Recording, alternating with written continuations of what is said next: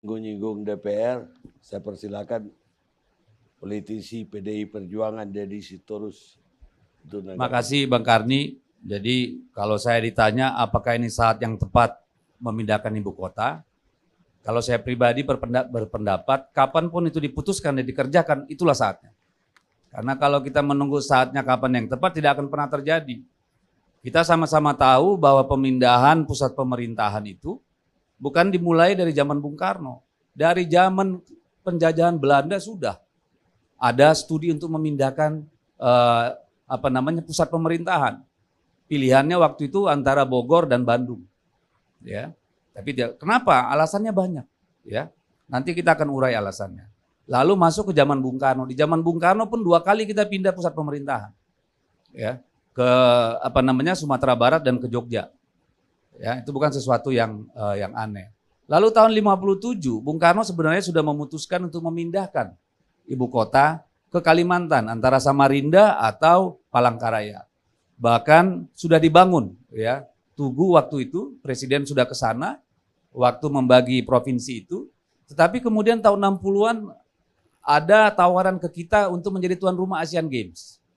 Akhirnya itu tidak dilakukan, pemerintah fokus membangun Tugu Selamat Datang, Bundaran HI, Hotel Indonesia dan seterusnya hingga kemudian terlupakan.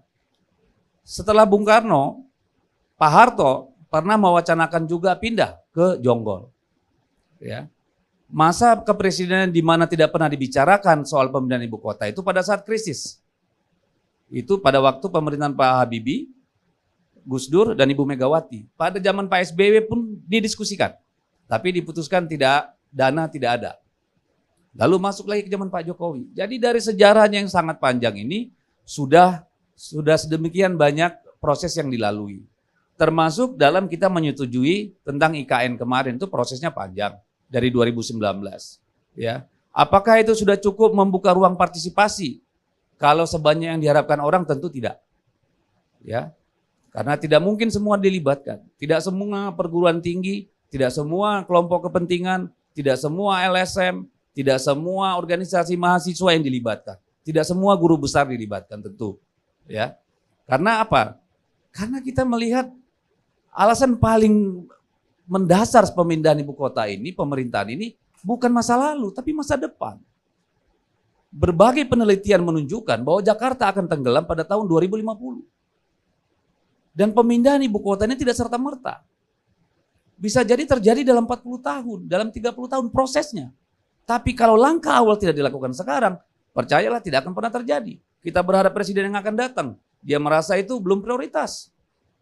Pak Harto pun ketika memberikan izin untuk membangun reklamasi, ya, di Pluit sana, itu dalam konteks membentengi pesisir.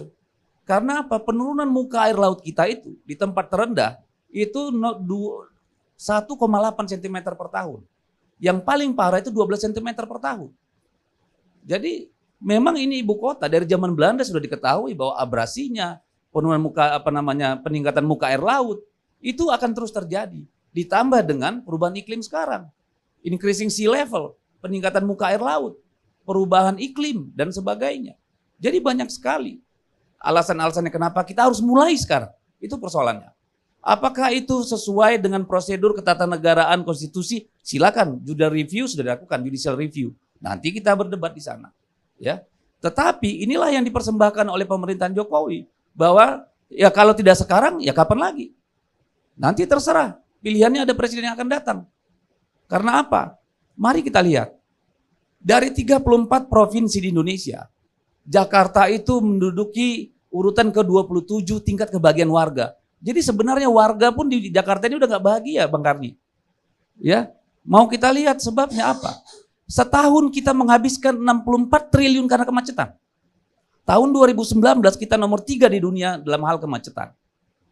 Mengurangi produktivitas orang. Menambah jumlah penderita gangguan kejiwaan, stres, penyakit lambung dan segala macam. Ya. Gesekan sosial gampang sekali terjadi. Negara semakin tidak mampu menyediakan lahan untuk rakyat. Kita yang sudah terbiasa hidup di rumah pekarangan, dipindah ke rumah susun itu perlawanannya luar biasa. Akses rakyat terhadap tanah semakin minim. Akibatnya apa? wilayah penyangga Jakarta yang sebenarnya lumbung pangan terus-menerus kita habisi. Apa kita mau biarkan terus? Ya, akhirnya apa? Petani-petani Jawa Barat dan Banten lama-lama kemana?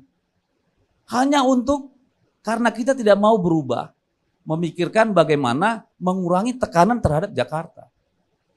Apakah Jakarta nanti kemudian akan menjadi daerah tak bertuan? Tidak. Yang dipindah itu adalah pusat pemerintahan, bukan pusat aktivitas. Apakah Kuala Lumpur kemudian menjadi kota mati ketika ibu kota dipindahkan ke Petaling Jaya atau Putrajaya? Tidak.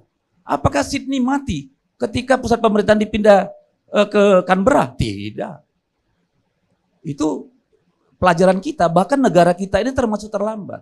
Rata-rata negara-negara di dunia sudah memindahkan ibu kota itu tahun 50-an, 60-an, 80-an, 90-an.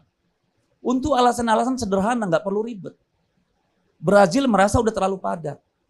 Kazakhstan merasa ini sudah perlu cukup menjadi pusat bisnis. Amerika 6 kali pindah ibu kota. Soviet juga begitu, Jerman juga begitu. Nah, sekarang yang perlu kita pelajari sebenarnya di mana di mana negara yang punya pengalaman gagal, di mana yang berhasil. Ada yang berhasil banyak. Ada yang gagal seperti Abuja di Nigeria. Kenapa gagal? Karena Nigeria itu di utara penduduknya miskin, mayoritas satu agama tertentu, di bawah itu kaya minyak, agama tertentu dipindah ke tengah-tengah ibu kota. Akhirnya menjadi kota mati.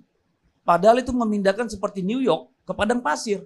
Gedung tinggi, jalan besar tapi tidak ada orang. Ya. Nah, ini kan perlu kita pelajari. Ya, termasuk Birma, mega project yang akhirnya gagal. Tapi kan kita bertahap membangun ini.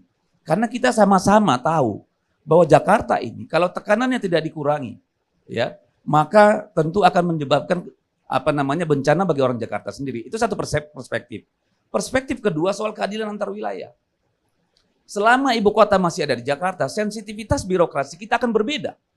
Karena logika penyusunan RPJMN aja, itu buku 1 dan buku 2 selalu mengalahkan wilayah. Saya kira dengan memindah ibu kota, logika penyusunan RPJMN juga akan berubah. Sensitivitas birokrasi itu akan berubah. Selama ini orang Jakarta duduk, buka peta, kasih tambang, plek. Tidak tahu dia daerah. Gitu. Nah, dengan dipindahnya ke daerah Kalimantan, kenapa Kalimantan? Tidak ada gempa, tidak ada gunung berapi, dekat dengan laut, ya, bukan daerah rawa, banyak alasannya kenapa di Penajam Pasir, gitu loh. Kalau kita mau berdebat, gitu. Nah, inilah sebuah proses panjang yang sebenarnya kita mau bilang, ya memang bisa jadi prosesnya tidak sempurna. Tapi untuk alasan yang benar. Dan untuk kegentingan yang sudah sama-sama kita sadari. Jadi saya kira itu, saya serahkan perdebatan konstitusinya kepada Mahkamah Konstitusi. Ya, perdebatan hukumnya silakan. Tetapi dari segi psikologis, sosiologis, ekonomi, dan semua yang lain, saya kira memang sudah tepat saatnya. Ya. Soal anggaran saya sepakat bahwa harus ada APBN. Makanya saya sangat senang, apalagi ketika kemudian dibatalkan ada isu soal PEN. Karena 20% anggaran yang dipakai dari total kebutuhan pembangunan IKN itu akan menggunakan APBN untuk membiayai infrastruktur dasar. Nah, kenapa di biaya swasta? Ini justru kelebihan kalau menurut saya. Karena kemudian pemerintah terkurangi bebannya. Kenapa? Karena aset mereka yang ada di Jakarta nanti tentu bisa digunakan untuk mengenerate revenue dan untuk sedangkan yang di sana itu pembayarannya bisa dipakai melalui revenue yang di sini. Itu satu mekanisme yang menurut saya cukup bagus dan merupakan terobosan gitu ya. Dan tidak ada yang salah kalau menurut saya. Nah, apakah itu mengurangi kemampuan pemerintah mengatasi Covid? Tidak. Tadi pendapatnya saya tangkap itu salah. Katanya penerimaan negara kurang, tidak. Sekarang ini rekor. Cadangan devisa kita di atas 300 miliar, belum pernah terjadi dalam sejarah loh. Penerimaan pajak kita itu pencapaiannya hampir 98% kalau saya tidak salah. Pertumbuhan ekonomi kita 3,5% dibanding negara lain. So, sebenarnya tidak ada alasan untuk kita takut. Ini kayak orang menikah, Bang Karni. Ya, kalau ditanya kapan siap, nantilah nunggu ada rumah dulu, ada mobil nggak jadi. Ya nikah dulu, nanti yang lain datang sendiri. Saya kira begitu. Makasih.